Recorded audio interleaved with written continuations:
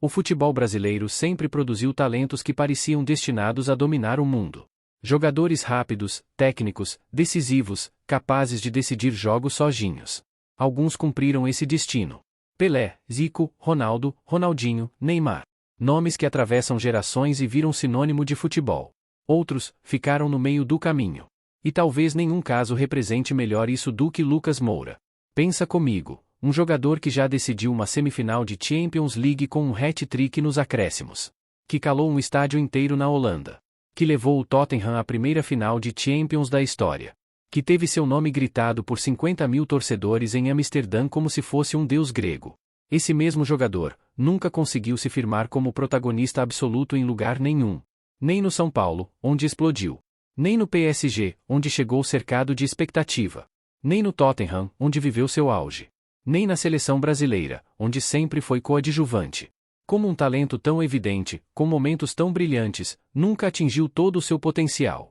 Essa é a pergunta que ecoa até hoje. E a resposta é mais complexa do que parece. Antes da Europa, antes dos grandes palcos, antes de ter seu nome gritado em Amsterdã, existia apenas um jovem surgindo no São Paulo Futebol Clube.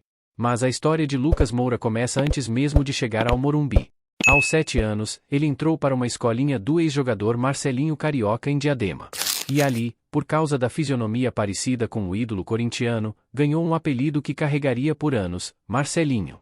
Depois veio o Corinthians.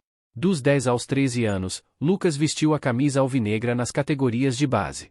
Mas a rotina era pesada, ele estudava de manhã, treinava à tarde, e precisava pegar 2 ônibus para ir e mais 2 para voltar. Chegava em casa só à noite. Os pais começaram a se preocupar, com o rendimento escolar, com o desgaste físico, com a falta de acompanhamento nutricional. Pediram ajuda aos dirigentes. A resposta? Agora não podemos ver isso. Foi aí que o São Paulo entrou na história. O CT de Cotia, com sua estrutura e a exigência de bom desempenho escolar, convenceu a família. Em 2005, aos 13 anos, Lucas trocou o Parque São Jorge pelo Morumbi. E ainda na primeira semana, veio o convite para voltar ao Corinthians. Dessa vez, o pai foi categórico, ficaria onde estava dando certo. No São Paulo, o futebol desabrochou. Em 2010, Lucas foi um dos líderes do time que conquistou a Copa São Paulo de Futebol Júnior. Atuações de destaque chamaram a atenção da comissão técnica. Dia 8 de agosto de 2010. Arena da Baixada. Lucas tinha 17 anos e estava prestes a completar 18. O São Paulo enfrentava o Atlético PR, e o técnico interino Milton Cruz olhou para o banco. Aos 45 minutos do segundo tempo, Lucas entrou no lugar de Kleber Santana, justamente o autor do gol são paulino naquela partida. A estreia estava feita. Poucos dias depois, veio a primeira titularidade, contra o Vasco, no Morumbi. E no dia 25 de agosto, contra o Atlético Mineiro, em Minas Gerais, o primeiro gol como profissional, um gol de empate que abriu caminho para a virada do São Paulo. Rápido. Explosivo. Diferente. Lucas não era apenas mais um jogador de base. Ele era visto como uma joia rara. Um talento que parecia pronto para dar o próximo passo. E o futebol brasileiro começou a perceber isso. A ascensão de Lucas Moura foi tão rápida que o futebol europeu não teve tempo de piscar. Em 2011, ele já era observado de perto pelos maiores clubes do mundo. O Manchester United, comandado por Alex Ferguson, tinha um olheiro dedicado exclusivamente a acompanhar cada jogo dele no São Paulo. O Real Madrid também sondava. A Inter de Milão, o Chelsea. A disputa era acirrada. Mas quem levou a melhor foi o Paris Saint-Germain. E não foi por acaso. O PSG vivia um momento de transformação. Comprado pelos investidores catarianos em 2011, o clube tinha um projeto ambicioso, se tornar uma potência europeia em poucos anos. E para isso, precisava de talento jovem, brasileiro, com potencial de virar estrela mundial. O diretor esportivo do clube era Leonardo, ex-jogador da seleção e velho conhecido do futebol brasileiro. Desde 2011, ele ligava para Lucas. Insistia. Convencia. Foi peça-chave na negociação. Em agosto de 2012, o acordo foi fechado. Mas com uma condição: Lucas terminaria a temporada no São Paulo, disputaria a Copa Sul-Americana, que o clube viria a conquistar, e só se apresentaria ao PSG em janeiro de 2013. Os valores chocaram o futebol brasileiro. O PSG pagou 40 milhões de euros, cerca de 108 milhões de reais na cotação da época, ao São Paulo, mais 5 milhões de euros de bônus. Naquele momento, era a transferência mais cara da história do futebol brasileiro, superando as vendas de Denilson e Robinho. E não parou por aí. O contrato foi assinado até junho de 2017. Lucas tinha 20 anos. O mundo estava aos seus pés. A apresentação oficial aconteceu em Doha, no Catar, num cenário digno de cinema, o Museu de Arte Islâmica, com direito a faixas, holofotes e declarações de peso. O presidente do PSG, Nasser Al-Khelaifi, não economizou nas palavras: "Estamos muito felizes em começar o ano com um dos melhores jogadores do mundo." Lucas, com a camisa 29 do PSG, falou sobre os objetivos: "Defender o PSG é um desafio para mim. Sei que depositaram muita confiança em mim, e espero não decepcionar. O PSG tem uma grande história com os jogadores brasileiros, e espero poder escrever uma nova página." Ele também relembrou a tradição. Raí, outro ídolo são paulino, brilhou no PSG nos anos 90. Agora era a vez de Lucas. Na coletiva, ele foi além. Perguntado sobre seus sonhos no futebol, não hesitou: "Quero me tornar o melhor jogador do mundo. Esse é um dos meus objetivos, sim, e qual o jogador de futebol que não sonha com esse prêmio?" O garoto que pegava 2 ônibus para treinar no Corinthians, que a família quase desistiu por falta de apoio, que explodiu no São Paulo, agora estava num dos projetos mais ambiciosos do futebol mundial. Com um dos maiores salários do elenco. Com a confiança de Leonardo e Ancelotti. Com a torcida parisiense esperando por ele. Mas o futebol raramente segue o roteiro esperado. Lucas desembarcou em Paris cercado de expectativa. Ele era a joia. O investimento. O futuro. E nos primeiros meses, tudo parecia caminhar bem. Mas o que viria nos anos seguintes mostraria que, às vezes, o peso da expectativa é mais pesado do que qualquer contrato. Quando Lucas desembarcou em Paris, em janeiro de 2013, o PSG vivia um momento de transformação. O clube tinha sido comprado por investidores catarianos em 2011 e estava construindo um time para dominar a Europa. Na mesma temporada da chegada de Lucas, o clube contratou 2 gigantes, Zlatan Ibrahimovic e David Beckham. O elenco era recheado de estrelas. E Lucas, com 20 anos, chegava como uma aposta de futuro. Mas o futuro, no futebol, não espera. Nos primeiros meses, ele foi se adaptando. Estreou em janeiro, contra o Ajaccio, e foi aplaudido pela torcida ao ser substituído. Em maio, veio o primeiro título, o campeonato francês. Lucas começava sua coleção de taças. Mas o problema não era ganhar títulos. O problema era ser protagonista. Entre 2013 e 2017, Lucas disputou 229 partidas pelo PSG e marcou 46 gols. Números respeitáveis para um ponta. Mas quando você olha a média de gols por temporada, percebe a irregularidade. Em 2013, 2014 foram 5 gols, em 2014, 2015, 8 gols, em 2015 e 2016, 13 gols, e em 2016, 2017, finalmente, a melhor temporada, 19 gols em 53 jogos. Parecia que ele ia explodir. Mas não explodiu. O PSG foi crescendo. Chegaram Cavani, Di Maria, Draxler. A concorrência ficou feroz. E Lucas, que tinha sido contratado como joia, virou mais uma opção no elenco. Nunca foi o cara. Nunca foi o jogador que o time girava em torno. E aí veio o momento que mudou tudo. 8 de março de 2017. Oitavas de final da Champions League. PSG x Barcelona. O time francês tinha vencido o jogo de ida por 4-0.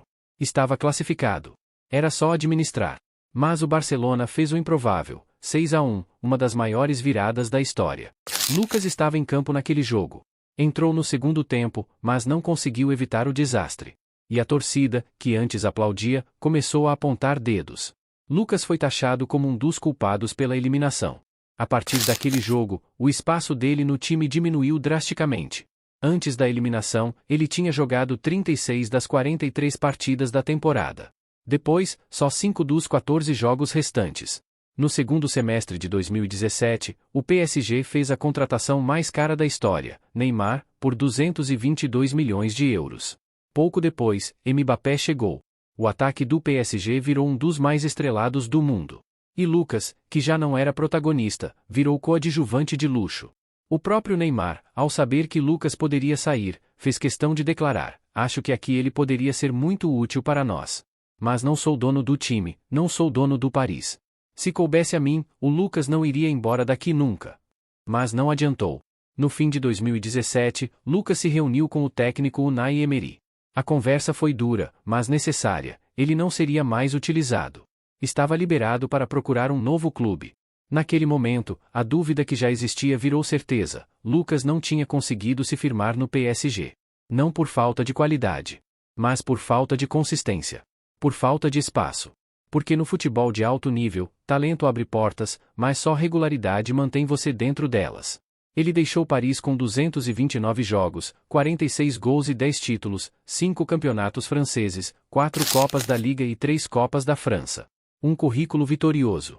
Mas faltava algo. Faltava protagonismo. Faltava aquela sensação de que ele tinha sido essencial. E Lucas, aos 25 anos, precisava recomeçar. Depois de sair do PSG, Lucas Moura carregava consigo um paradoxo que o acompanharia pelo resto da carreira. Porque quando você olha para os momentos isolados, para os lances, para os dribles, para as arrancadas, fica difícil entender por que ele nunca se firmou como protagonista absoluto em lugar nenhum. Lucas sempre teve algo que não se ensina: velocidade absurda. Em 2013, quando chegou ao PSG, foi eleito o jogador mais rápido do campeonato francês, atingindo 34,5 km por hora em alguns lances. Uma explosão que poucos no mundo conseguiam igualar. Capacidade de decisão. Nos momentos importantes, ele aparecia. Contra o Chelsea, pela Champions, fez gol. Contra o Lyon, nos clássicos franceses, decidiu. E mais tarde, no Tottenham, faria o mais importante de todos: drible em alta velocidade.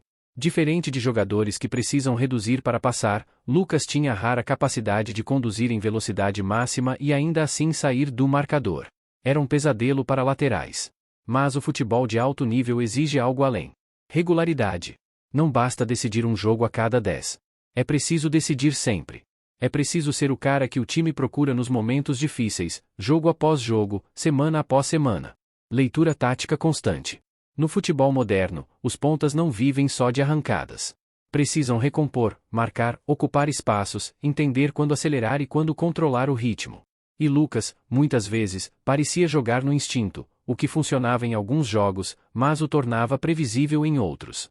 Impacto consistente.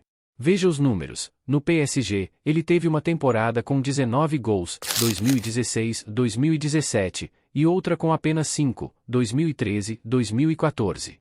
No Tottenham, teve um ano com 10 gols e outro com 4.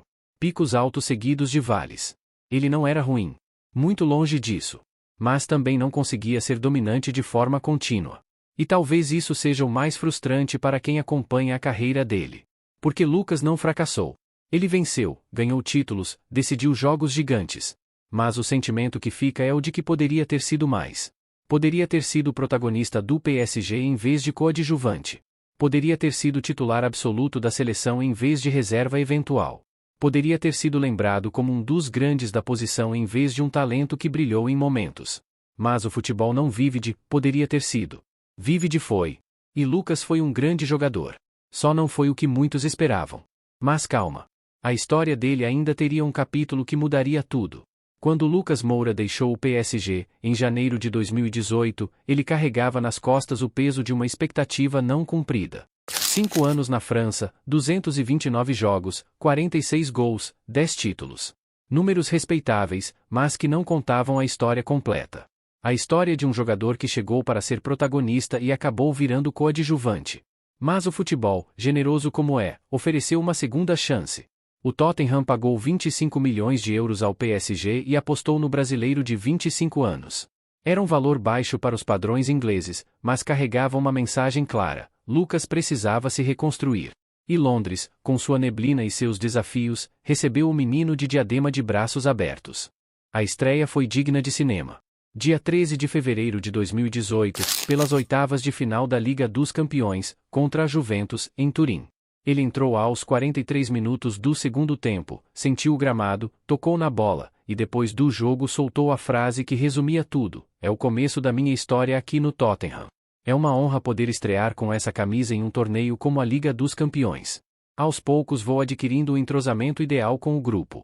5 dias depois, veio a primeira titularidade. Copa da Inglaterra, contra o Rochelle. Lucas não só jogou bem como marcou seu primeiro gol com a camisa dos Spurs. E com um detalhe curioso, foi o time em que ele precisou de menos jogos para balançar as redes, apenas 2. No São Paulo, foram 7. No PSG, incríveis 23. Depois do jogo, ele desabafou: "Não começava um jogo desde agosto, então estou muito feliz com esse momento. Foi um ótimo momento. Estou muito feliz com a minha equipe, meus novos companheiros de clube e animado para jogar cada vez mais pelo Tottenham." A adaptação continuou em alta velocidade. No dia 25 de fevereiro, estreou na Premier League contra o Crystal Palace. E mais uma vez, as palavras dele mostravam o tamanho do sonho. "Para mim, a maior liga do mundo. É realmente um prazer jogar. Me sinto importante para o time e fico feliz por isso." Mas o melhor ainda estava por vir naquela temporada de adaptação. Dia 13 de maio de 2018, última rodada da Premier League. Tottenham x Leicester, em Wembley. Um jogo louco, de 9 gols. E Lucas, titular pela primeira vez em Wembley, participou de 4 gols e deu 2 assistências na vitória por 5-4. Ao final da partida, ele resumiu o sentimento: "Foi um jogo memorável, ainda mais por ter sido o último da temporada. Foi meu primeiro jogo como titular em Wembley pela Premier League, então fico muito feliz com isso." Naquele momento, depois de apenas 11 jogos, com 1 gol e 5 assistências, Lucas já parecia em casa. Ele falou sobre o futuro com a confiança de quem encontrou o lugar certo. "Minha primeira impressão do clube foi sensacional, estrutura fantástica. Era um sonho jogar em um grande clube da Premier. Já estou ansioso pela próxima temporada. Poderemos buscar grandes coisas." O menino que saiu do Brasil cercado de expectativa, que passou 5 anos tentando se firmar no PSG sem conseguir, finalmente parecia ter encontrado o ambiente certo. Mas ninguém, nem ele mesmo, imaginava o que estava por vir na temporada seguinte. 8 de maio de 2019. Johan Cruyff Arena, Amsterdã. 52 mil torcedores. Semifinal da Champions League, jogo de volta. O Tottenham tinha perdido o primeiro jogo em casa por 1-0. Precisava vencer fora para sonhar com a final. Mas o que aconteceu nos primeiros 45 minutos foi um pesadelo. Aos 5 minutos, Matthijs de Ligt, o jovem capitão do Ajax, subiu mais alto que todo mundo e cabeceou para o gol. 1-0.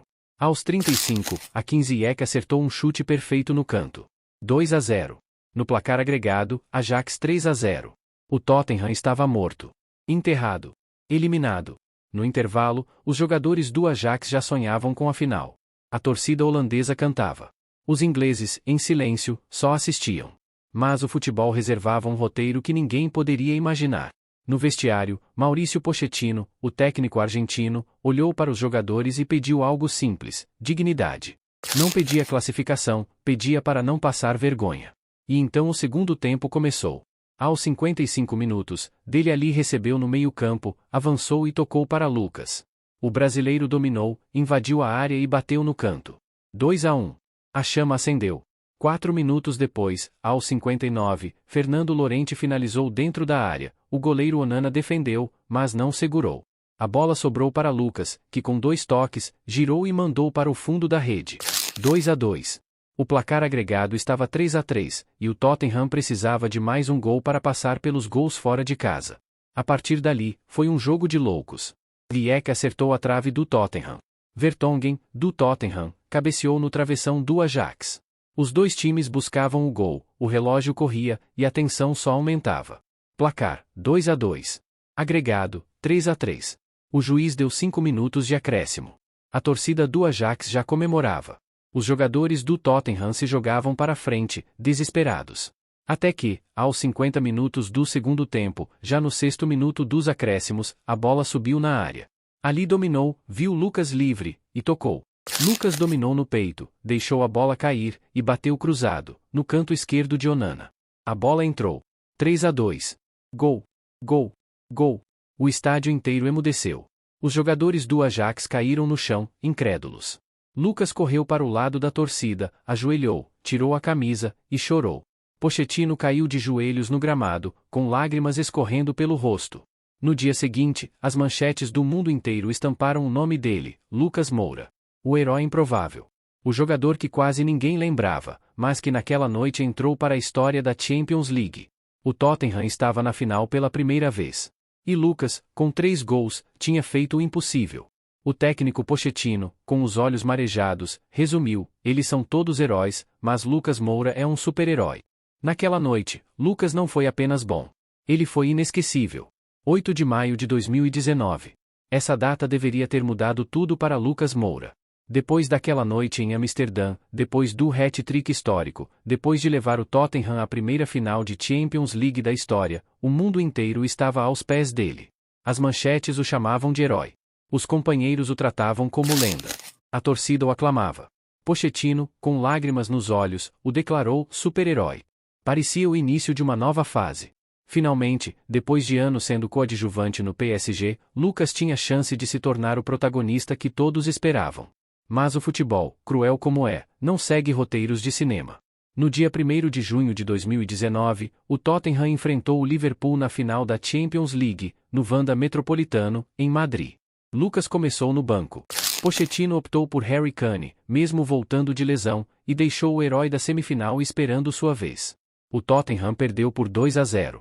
Lucas entrou no segundo tempo, mas não conseguiu repetir a magia. A temporada terminava sem o final feliz que todos esperavam. E depois daquilo, algo mudou. Na temporada 2019-2020, Lucas ainda teve bons momentos. Foram 47 jogos, 7 gols e 5 assistências. Mas aquele brilho de protagonista, aquele lugar de destaque que parecia ter conquistado, foi se apagando aos poucos. Em novembro de 2019, veio a lesão. Estiramento no tendão da coxa esquerda. Fora por um mês. Quando voltou, o time já tinha outra dinâmica. E Lucas, mais uma vez, se viu lutando por espaço. O mais curioso disso tudo? Aquele hat-trick contra o Ajax não mudou o patamar dele no Tottenham. Ele continuou sendo um bom jogador, mas nunca se tornou o craque incontestável. Nunca virou o nome que o time procurava primeiro. Nunca teve a consistência necessária para segurar o protagonismo que um dia pareceu tão próximo. Em 2021, a lesão voltou. Problema muscular na coxa, mais um mês parado. O Tottenham foi trocando de técnicos, Mourinho, Nuno Espírito Santo, Conte. E cada treinador via Lucas de um jeito diferente. Alguns gostavam, outros preferiam outras peças. Em agosto de 2022, depois de 6 temporadas na Inglaterra, Lucas deixou o Tottenham. Foram 221 jogos, 38 gols e 27 assistências. Números respeitáveis. Mas que não contam a história completa. Porque na história dele no Tottenham, o que fica não são os números. Fica aquele jogo. Fica aquele hat-trick. Fica aquela noite em Amsterdã. E isso revela algo raro no futebol. Existem jogadores que são definidos por temporadas inteiras de brilho. E existem jogadores que são definidos por momentos isolados, por instantes de magia que ficam gravados na memória para sempre. Lucas Moura pertence ao segundo grupo. Ele não foi o craque que dominou uma era. Não foi o artilheiro implacável. Não foi o protagonista absoluto de lugar nenhum. Mas ele foi, por 96 minutos, naquela noite gelada em Amsterdã, o homem que fez o impossível. E talvez isso seja suficiente. Ou talvez não. Depende do que você espera do futebol.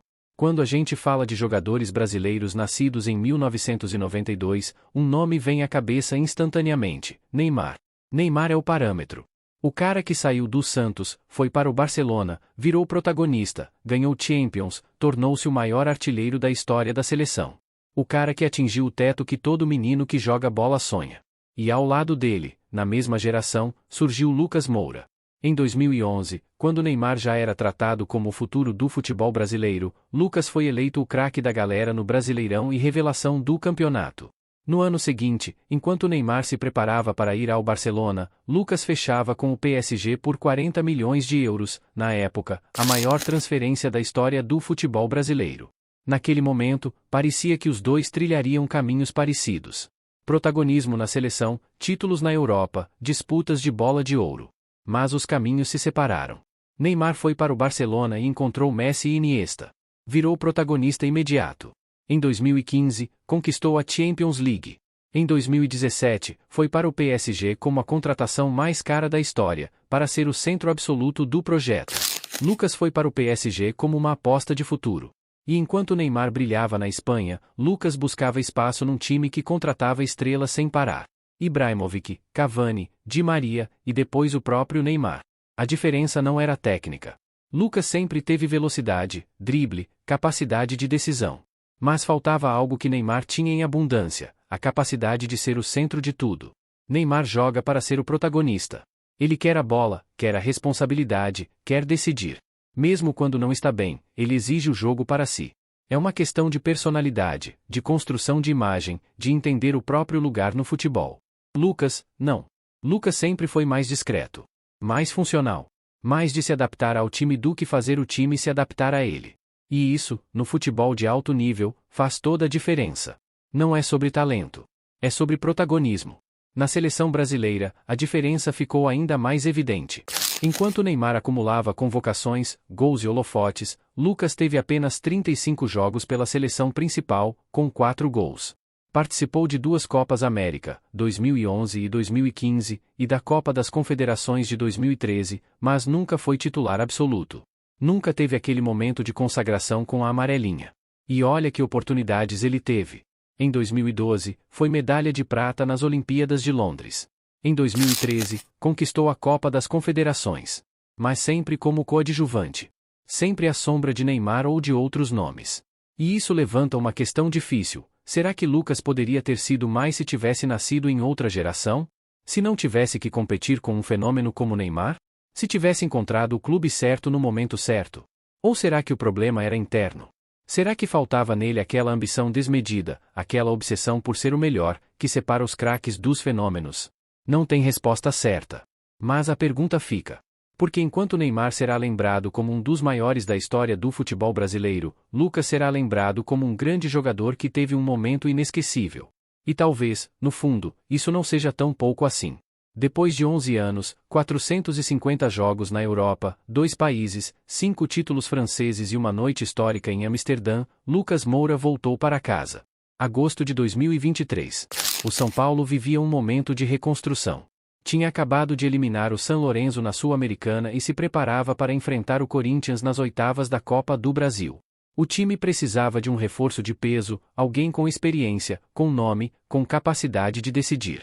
E Lucas estava sem clube desde maio, quando saiu do Tottenham. As propostas chegaram: Inglaterra, México, Estados Unidos, Oriente Médio. Mas nenhuma delas mexeu com ele como o convite do São Paulo. O que pesou? O próprio Lucas revelou na apresentação. Algo que fez muita diferença foi o movimento que a torcida fez, invadindo as redes sociais minha e da minha esposa, coisa que nunca havia visto antes. Ele assinou um contrato curto, até dezembro de 2023. A ideia era só passar uns meses, ajudar o clube, e depois decidir o futuro. Mas o destino tinha outros planos. Na estreia, contra o Corinthians, pelas oitavas da Copa do Brasil, Lucas entrou no segundo tempo e mudou o jogo. Não fez gol, mas mostrou personalidade, velocidade, aquela velha capacidade de decidir. A torcida, que já o amava, passou a idolatrar. E veio a final. Primeiro jogo no Morumbi, contra o Flamengo. Lucas deu uma assistência para Caleri abrir o placar. Depois, fez um gol que foi anulado, mas pouco importava. O São Paulo venceu por 1-0. No jogo de volta, no Maracanã, segurou 1-1 e levantou a taça.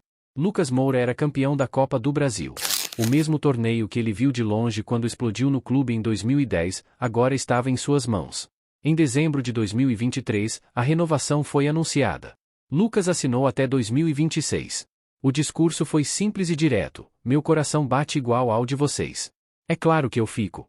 Ele ignorou propostas de times da Inglaterra, México e Estados Unidos para ficar no clube que o formou.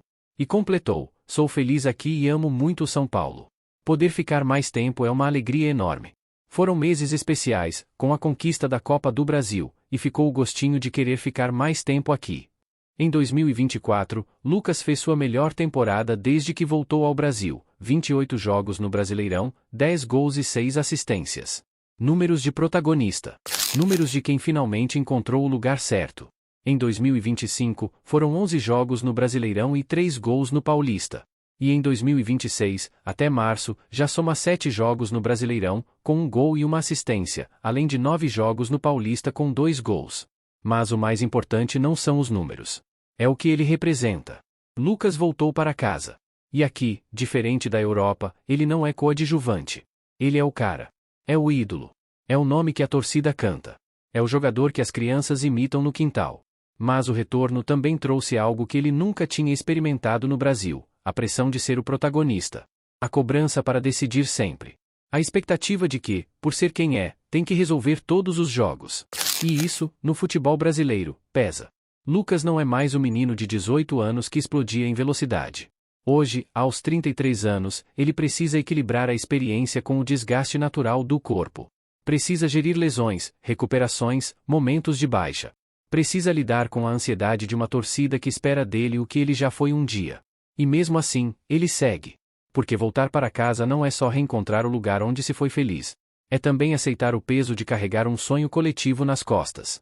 Depois de contar essa história de ponta a ponta, a gente precisa parar e refletir sobre o que ela realmente significa. Lucas Moura não é um fracasso. Longe disso. Vamos aos fatos: ele foi campeão da Copa do Brasil pelo São Paulo. Foi campeão francês 5 vezes pelo PSG. Foi campeão da Copa da Inglaterra pelo Tottenham. Fez 229 jogos pelo PSG, 221 pelo Tottenham. Marcou 46 gols na França, 38 na Inglaterra. Teve uma noite que entrou para a história da Champions League. Ele construiu uma carreira que 99,9% dos jogadores profissionais sonham e jamais alcançam. Mas no futebol, às vezes não se trata apenas do que você fez, mas do que você poderia ter sido. E essa é a sina de Lucas Moura. Porque quando a gente olha para o talento dele, para a velocidade, para o drible, para a capacidade de decidir jogos importantes, fica a sensação de que faltou algo. Faltou consistência. Faltou aquele salto de qualidade que separa o bom jogador do craque absoluto. Faltou transformar noites mágicas em temporadas inteiras de dominação. Talvez tenha faltado o ambiente certo. No PSG, ele chegou novo demais, num time que estava se montando, e nunca conseguiu ser protagonista. No Tottenham, ele teve seu momento, mas nunca foi tratado como o centro do projeto. Na seleção, ele sempre jogou à sombra de Neymar. Talvez tenha faltado sorte com lesões. Em 2019, depois do auge, veio o estiramento na coxa. Em 2021, de novo. O corpo, que sempre foi sua maior arma, também foi seu limite. Ou talvez, simplesmente, Lucas tenha sido exatamente o que ele poderia ser, um grande jogador, com momentos de brilho eterno, mas sem a constância dos imortais. E isso não é demérito. Isso é humano. O futebol está cheio de casos assim. Jogadores que tiveram lampejos de genialidade, que decidiram jogos inesquecíveis, que entraram para a história por um momento, mas que nunca dominaram o esporte por anos a fio. Lucas Moura é um deles. E talvez, no fundo, isso seja até mais bonito. Porque a perfeição cansa. A constância vira rotina. Mas um momento como aquele 8 de maio de 2019, isso ninguém tira. Isso fica para sempre gravado na memória de quem viu.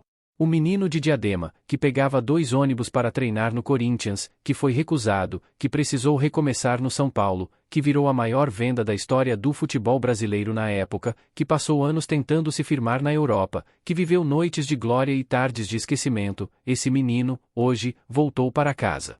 E aqui, no Morumbi, ele encontrou o que talvez tenha procurado a vida inteira, um lugar onde ele é amado não pelo que poderia ter sido, mas pelo que ele é. Lucas Moura não é o maior jogador da história do São Paulo. Não é o maior da história do PSG. Não é o maior da história do Tottenham. Mas ele é, para sempre, o homem que fez o impossível em Amsterdã. E isso, sozinho, já basta. Agora eu quero saber de você. Lucas Moura poderia ter sido muito maior do que foi? Ou ele já fez mais do que a maioria dos jogadores consegue? Deixa nos comentários. Quero ler cada opinião. Porque essa história, assim como todas as histórias de futebol, tem tantas versões quanto torcedores que a assistem. Se você chegou até aqui, muito obrigado. Isso mostra que você pensa futebol para além dos 90 minutos. Se inscreve no canal, ativa o sininho e dá aquele like. Porque aqui a gente não conta só história de jogo. A gente conta história de gente. Valeu, Lucas. Obrigado pelas noites de magia. Até a próxima.